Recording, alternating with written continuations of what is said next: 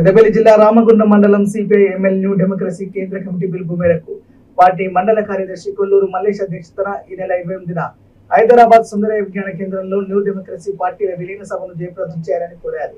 రామగుండం అంబేద్కర్ చౌక్ వద్ద వాల్పోస్టర్లు ఆవిష్కరణ చేశారు. అనంతరం ఏఐకేఎంఎస్ జిల్లా అధ్యక్షులు మేరుగు చంద్రయ్య హాజరై మాట్లాడుతూ ఈ దేశంలో మత విద్వేషాలు దోపిడీ వ్యవస్థపై పోరాడుతున్న విప్లవ సంస్థల ఐక్యత అత్యంత అవసరమని, రెండు న్యూ డెమోక్రసీ పార్టీలు ఐక్యమయ్యి విలీన సభను ఈ నెల 28న జరుపుకుంటున్నామని ప్రజలు, పార్టీ శ్రేణులు పెద్ద ఎత్తున హాజరై జయప్రదం చేయాలని పిలుపునిచ్చారు. ఈ విలీన సభకు ప్రధాన వక్తగా సిపిఐ ఎంఎల్ న్యూ డెమోక్రసీ కేంద్ర కమిటీ అధికార ప్రతినిధి దర్శన్ సింగ్ కట్కర్ హాజరవుతారని తెలిపారు.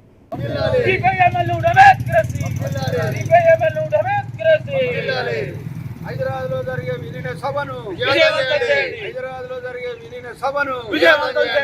న్యూ డెమోక్రసీల విలీన సభను నూతన ప్రజాస్వామిక విప్లవకారుల ఐక్యత, విప్లవ సంస్థల ఐక్యత, సిపిఐఎంఎల్ న్యూ డెమోక్రసీ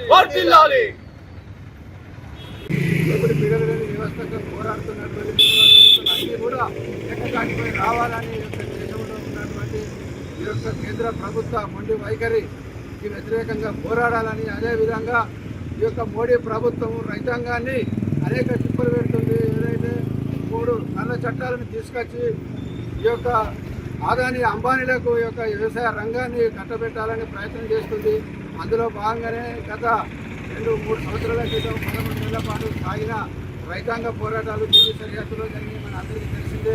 అదేవిధంగా కార్మిక వర్గాన్ని కూడా మోడీ ప్రభుత్వం ఆదాని అంబానీ లాంటి కార్పొరేట్ సంస్థలకు అప్పచెప్పి ఈ యొక్క 40 సంవత్సరాల నుంచి కార్మిక సంఘాలు పోరాడి సాధించుకున్నటువంటి 44 చట్టాలను కుదించి 4 లేబర్ కోడ్లుగా తీసుకువచ్చి ఈ యొక్క ప్రైవేటు ప్రభుత్వ రంగ సంస్థల్లో పరిశ్రమలో పనిచేసే కార్మికులు 12-14 గంటలు పనిచేసే విధంగా, అదేవిధంగా ఎలాంటి హక్కులు లేకుండా వారికి ఎంతో కొంత కాంట్రాక్టర్ 10,000 కానీ 12,000 కానీ ఇచ్చే రూపకంగా ఈ యొక్క 4 లేబర్ కోడ్లను తీసుకురావడం జరిగింది.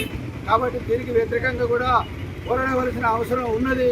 కావున ఈ యొక్క విప్లవ సంస్థల ఐక్యతకు కూడా ముఖ్యమైన అవసరం. కాబట్టి ఇందులో భాగంగానే ఈ యొక్క 2 న్యూ డెమోక్రసీ పార్టీలు 28 తారీఖు నాడు సుందరయ్య విజ్ఞాన కేంద్రం హైదరాబాద్లో ఉంటుంది. కాబట్టి అందరూ కూడా ఈ యొక్క సభకు హాజరై విజయవంతం చేయాలని కోరుతున్నాం.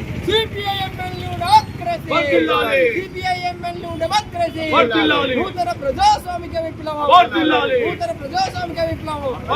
విప్లవకారుల ఐక్యత. హైదరాబాద్ లో జరిగే విలీన సభను, హైదరాబాద్ లో జరిగే న్యూ డెమోక్రసీల విలీన సభను